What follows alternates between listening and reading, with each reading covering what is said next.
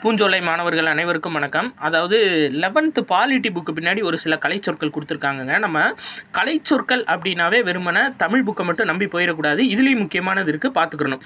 பெல்லாட் அப்படின்னா என்னென்னா வாக்குச்சீட்டு, பிரைபு அப்படின்னா கையூட்டு. இது பாருங்களேன் வித்தியாசமாக இருக்கும். பார்ஜியோசி, சரிங்களா? பார்ஜியோசி அப்படின்னா முதலாளித்துவமாங்க, ரொம்ப முக்கியமானது. பார்ஜியோசி அப்படின்னா முதலாளித்துவம். அடுத்து பாருங்கள், சீலிங் அப்படின்னா உச்சவரம்பு. நம்ம வீட்டில் சீலிங் போடுறோம் அப்படின்றோம்ல, அதுதான் ஹைட்டு, அதுக்கு மேலே கிடையாது. அப்போ சீலிங் அப்படின்னா என்னென்னா உச்சவரம்பு. அடுத்து பாருங்கள், கோட் ஆஃப் கான்டக்ட் அப்படின்னா நடத்தை விதிமுறைகள். அப்போ தேர்தல் நடத்தை விதிமுறைகள் அமலுக்கு வந்துருச்சுன்னு சொல்லுவாங்கள்ல, அப்போ எலெக்ஷன் கோட் ஆஃப் கான்டக்ட் வந்துருச்சு அப்படின்னா நடத்தை விதிமுறைகள்.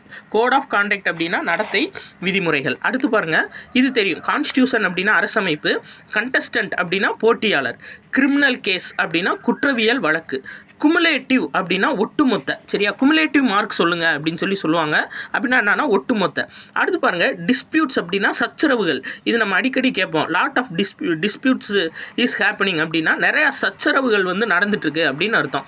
அடுத்து டொமிசில் அப்படின்னா வாழும் இடம்ங்க. இது நம்மளுக்கு தெரியும். டொமிசில் சர்டிஃபிகேட் வாங்கிட்டு வாங்க அப்படின்வாங்க. அப்படின்னா இருப்பிட சான்று அப்படின்னு சொல்லுவாங்க அது பேர். அப்போ டொமிசில் அப்படின்னா என்னென்னா வாழும் இடம். அடுத்து பாருங்கள், அதாவது ஃபேக்ஷியலிசம், ஃபேக்ஷினலிசம் ரைட்டுங்க. ஃபேக்ஷினலிசம் அப்படின்னா என்னென்னா பிரிவினைவாதம், ரொம்ப முக்கியமானது. ஃபேக்ஷினலிசம் அப்படின்னா பிரிவினைவாதம். ஃப்ரான்சிஸ் அப்படின்னா வாக்குரிமை, சரியா? நம்ம இப்போ இந்த KFC இதெல்லாம் ஃப்ரான்சிஸ் வேணும் அப்படின்னு கேட்பாங்க. ஆனால் ஆக்சுவலாக ஃப்ரான்சிஸ் அப்படின்னா என்னென்னா வாக்குரிமைன்னு அர்த்தம். ஃபெமினிசம் அப்படின்னா பெண்ணியம். அடுத்து இம்பார்ஷியல் அப்படின்னா பாரபட்சமற்ற, சரிங்களா? இம்பார்ஷியல் அப்படின்னா பாரபட்சமற்ற.